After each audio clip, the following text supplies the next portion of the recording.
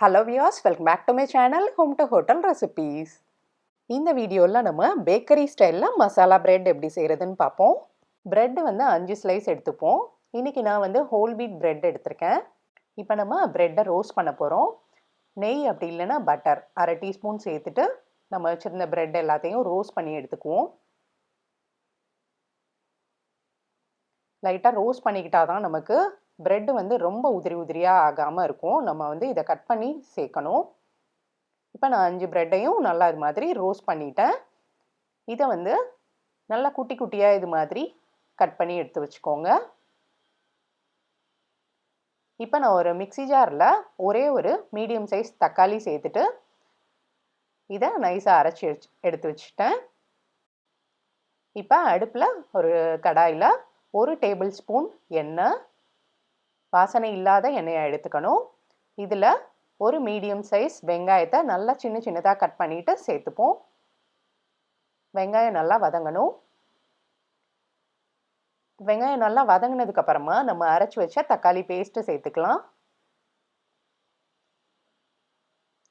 இப்போ தக்காளியும் நல்லா வதங்கட்டும்.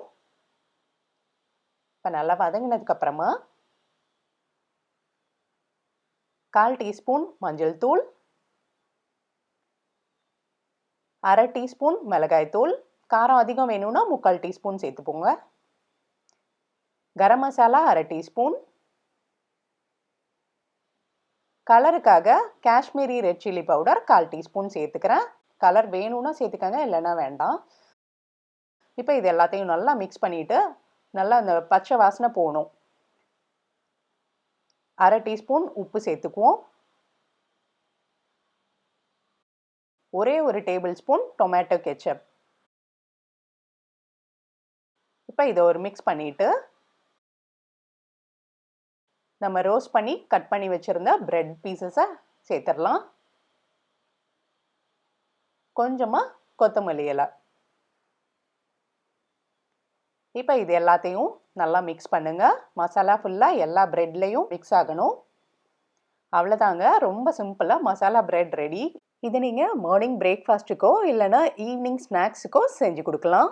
நீங்கள் ட்ரை பண்ணி பார்த்துட்டு எப்படி இருந்ததுன்னு எனக்கு மறக்காமல் கமெண்ட் பண்ணுங்கள். இந்த வீடியோ உங்களுக்கு பிடிச்சிருந்தா லைக் கொடுங்க. ஹோம் டு ஹோட்டல் ரெசிபீஸ் சேனலை மறக்காமல் சப்ஸ்கிரைப் பண்ணிவிட்டு பெல் ஐக்கானை கிளிக் பண்ணிக்கோங்க. தேங்க்ஸ் ஃபார் வாட்சிங். பை.